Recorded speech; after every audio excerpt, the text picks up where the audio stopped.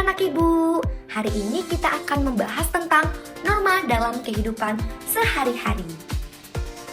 Nah, seperti yang telah kita ketahui secara bersama, bahwasannya Indonesia adalah bangsa yang beraneka ragam, baik budaya, agama, suku, ras, dan sebagainya.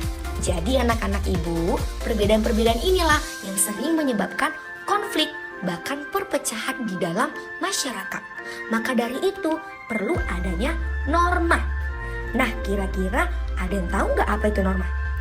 Ternyata norma adalah kaidah atau aturan yang harus dipatuhi oleh setiap manusia dalam menjalankan berbagai aktivitas kehidupannya, baik dalam kehidupan di keluarga, masyarakat, maupun kehidupan berbangsa dan bernegara. Jadi anak-anak, norma akan mempengaruhi tindakan dan kehidupan sosial masyarakat, baik secara individu maupun kelompok secara luas. Jika norma yang ada dilanggar oleh seseorang, maka orang tersebut akan mendapatkan sanksi. Jadi anak-anak, sudah tahu dong apa itu norma? Jika sudah tahu, kita lanjutkan ya. Nah, selanjutnya kita akan membahas mengenai apa sih fungsi norma? Nah, anak-anak ibu, fungsi norma terbagi atas 3. Yang pertama, untuk membantu masyarakat dalam mencapai tujuan atau kesepakatan bersama. Yang kedua, norma itu digunakan sebagai petunjuk maupun pedoman yang dapat digunakan untuk menjalani hidup di lingkungan masyarakat sebagai individu. Dan yang terakhir, norma digunakan agar dapat mengatur perilaku masyarakat.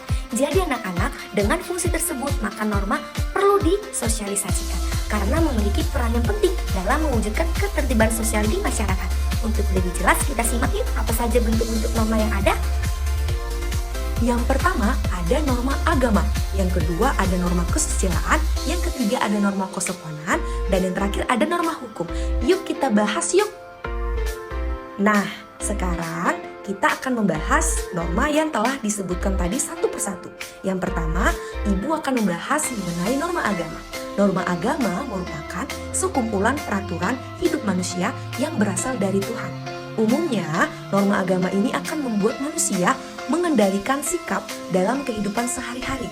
Sanksi tidak melaksanakan norma agama anak-anak adalah dosa. Nah, adapun contoh norma agama, yang pertama, beribadah sesuai agamanya masing-masing. Yang kedua, menjaga hubungan baik antar umat beragama. Jadi sudah tahu dong apa itu norma agama? Selanjutnya, kita akan membahas mengenai norma kesopanan.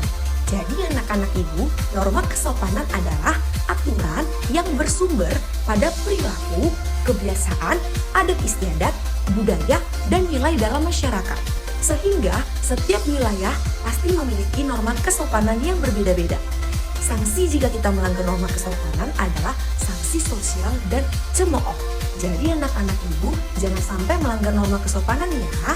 Yuk kita simak lebih dalam apa saja sih contoh sikap yang mencerminkan norma kesopanan. Yang pertama, menghormati orang yang lebih tua. Yang kedua, memberi atau menerima sesuatu dengan tangan kanan. Nah, sekarang kita akan membahas bentuk norma yang ketiga, yaitu norma kesusilaan. Jadi anak-anak ibu, norma kesusilaan merupakan aturan-aturan yang dijalankan oleh masyarakat yang sumbernya berasal dari hati nurani seseorang. Norma ini merupakan sesuatu yang kita jalani dan rasakan setiap harinya, di mana seseorang didorong untuk melakukan tindakan yang baik dan menghindari tindakan yang buruk. Jika masyarakat melakukan pelanggaran pada norma kesusilaan ini, maka akan mendapatkan sanksi sosial seperti dikucilkan atau muncul rasa penyesalan. Nah, sekarang kita simak yuk apa saja contoh sikap yang mencerminkan norma kesusilaan. Yang pertama adalah menolong sesama. Yang kedua, kita menghormati dan memperlakukan dengan baik sesama manusia. Nah, kita akan masuk ke pembahasan yang terakhir, yaitu ada bentuk norma hukum.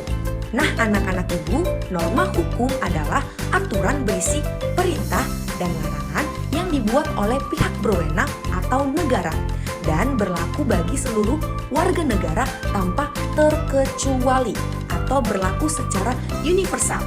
Nah, pelaksanaan norma hukum ini bersifat memaksa. Jadi, bagi yang melanggar akan mendapatkan sanksi tegas berupa denda, atau hukuman penjara. Nah, sekarang yuk kita simak apa saja sih contoh-contoh sikap yang mencerminkan norma hukum. Yuk.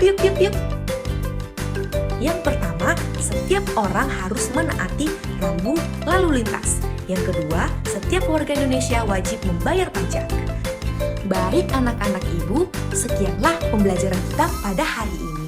Jadi, anak-anak ibu sudah mengetahui kan apa saja bentuk norma dalam kehidupan sehari-hari.